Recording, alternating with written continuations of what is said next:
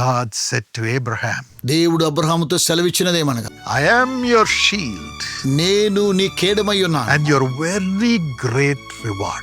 నేను నీకు బహుమానమునై ఉన్నాను.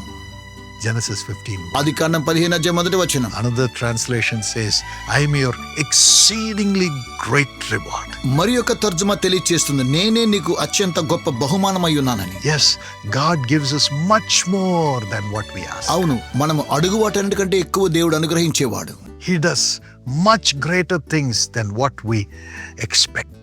మనము దేన్నైతే ఎదురు చూస్తున్నామో దానికంటే గొప్ప కార్యక్రమాలు చేసేవాడు. That is the heart of God. అదేనండి దేవుని యొక్క హృదయం.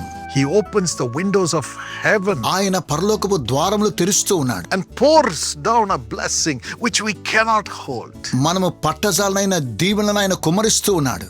That is his heart. అదేనండి దేవుని యొక్క హృదయం. When he gives, he also protects it. దేవుడు మనకు అనుగ్రహించి సంరక్షణ దయచేస్తూ ఉన్నాడు.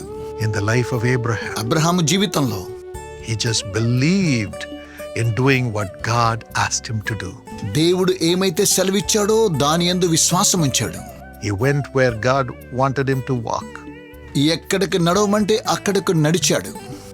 He did righteous dealings with the people of each country where God led him to. దేవుడు ఏ ఏ దేశములు అతను నడిపించాడో ఆయా దేశములో అతడు నీతిమంతుడై జీవించాడు.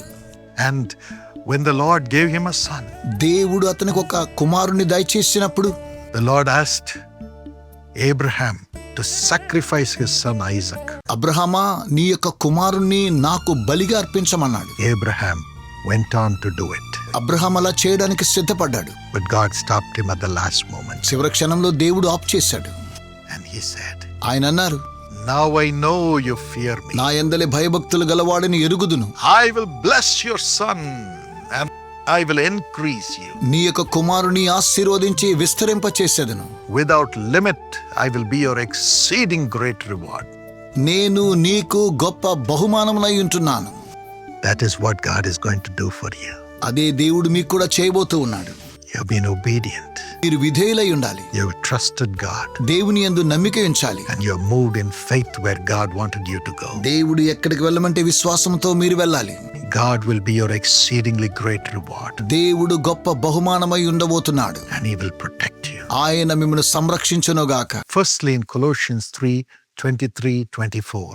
మొదటగా కొలస్సీలకు రాసిన పత్రిక 3:23-24 God gives us this exceeding great reward for those who do what God asks them to do.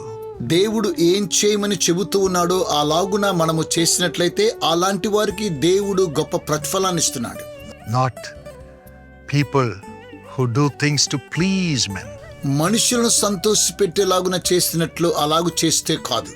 Not people who do things for their benefit, for their fame, for their glory. ప్రజలు వారి యొక్క లాభం కోసమై వారు పేరు ప్రఖ్యాతుల కోసమై చేసినట్లయితే, Not people who serve the Lord and do spiritual things for them to get worldly benefits. ఈ లోక సంబంధమైనటువంటి లబ్ధి కోసమై ఆధ్యాత్మిక సంబంధమైన కార్యక్రమాలు చేసే వారి నిమిత్తం కాదు. But those who carry the little ones, the poor, the suffering, the castaways in the name of Jesus, they will have the great exceeding reward from the Lord. యేసు నామములో చిన్నవారిని, పేదలను, బాధపడుతున్న వారిని, తృణీకరించబడి వారిని వారికి సేవ చేస్తే ప్రభువు అత్యంత గొప్ప ప్రతిఫలాన్ని ఇస్తున్నాడు. And they'll have the presence of God and the joy of the Lord. అతివారు దేవుని యొక్క సాన్నిధ్యాన్ని, దేవుని యొక్క సంతోషాన్ని పొందుతున్నారు. You are one such person, అలాంటి వారిలో మీరొకరై ఉన్నారు. standing with us to care for the poor and the brokenhearted. పేదలకు, విరిగి నలిగిన హృదయాలకు సాయం చేయడం మీరు మాతో కూడా సహకరించారు. God will be your exceedingly great reward. దేవుడు అత్యంత గొప్ప ప్రతిఫలాన్ని దయచేయబోతున్నాడు. Secondly, in Hebrews 11:6, రెండవదిగా హెబ్రీ 11:6 ప్రకారం he gives this reward to those who trust him with their life.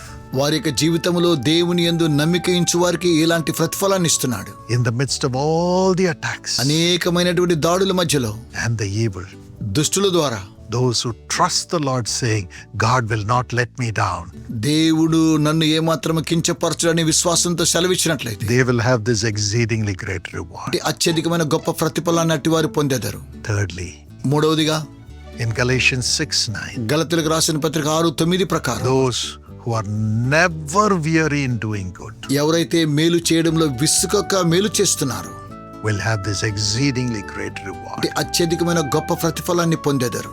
Even though people may not understand and appreciate what they do for them in the name of the Lord. యేసు నామములో ప్రజలకు వారు ఎలాంటి పని చేస్తున్నారో అట్టి వారు వారిని మెచ్చుకొనకపోయినప్పటికీ కూడా As they continue never being weary in doing good, they'll have an exceedingly great reward. వారు అలాగుననే మేలు చేయడం విసుగక మేలు చేసినట్లయితే అత్యంత ప్రతిఫలాన్ని పొందుతున్నారు. May God give you this blessing. దేవుడిటి ఆశీర్వాదాన్ని దయచేయునుగాక. Shall we pray? ప్రార్థన చేద్దామా? Father, తండ్రి, thy children qualify for this exceedingly great reward. ఈ అత్యంతమైనటువంటి ప్రతిఫలాన్ని పొందడానికి ఈ పిల్లలు అర్హులై ఉన్నారు. Give them this blessing. ఈ ఆశీర్వాదాన్ని వారికి Let ఇవ్వండి. everything multiply, సమస్తము వర్ధిల్లునుగాక, increase, వ్యాపింప చేయండి. and let all the joy of heaven come into their life and family. వారి జీవితంలోని కుటుంబ జీవితంలో పరలోకపు ఆశీర్వాదాలు దయచేయండి. Every blessing increase in their hands and in their home. వారి గృహంలోను వారి చేతుల్లోను ప్రతి ఆశీర్వాదం వర్ధిల్లునుగాక. I pronounce this blessing upon them in Jesus' name. యేసు నామములిట్టి ఆశీర్వాదమును వారి మీదకి ప్రకటిస్తూ ఉన్నాను. Lord, confirm it by your love. తండ్రి, మీ ప్రేమ ద్వారా స్థిరపరచండి. You are the one who blesses. మీరే మమ్మల్ని దీవించేవారు. Bless them దీవించండి as we pray మేము ప్రార్థిస్తూ ఉండగా in Jesus' name. యేసు నామమున. And also download the Jesus Calls app, అలాగే యేసు పిలుచున్నాడు యాప్ ను డౌన్లోడ్ చేసుకోనండి. both in Android and iOS. Android లోను iOS లోను కూడా. The content of the app will bring great blessings and hope to you. App లో ఉన్న సమాచారం గొప్ప ఆశీర్వాదాలను నిరీక్షణను మీకు తీసుకుని వస్తోంది. God bless you. దేవుడు మిమ్మును ఆశీర్వదించును గాక.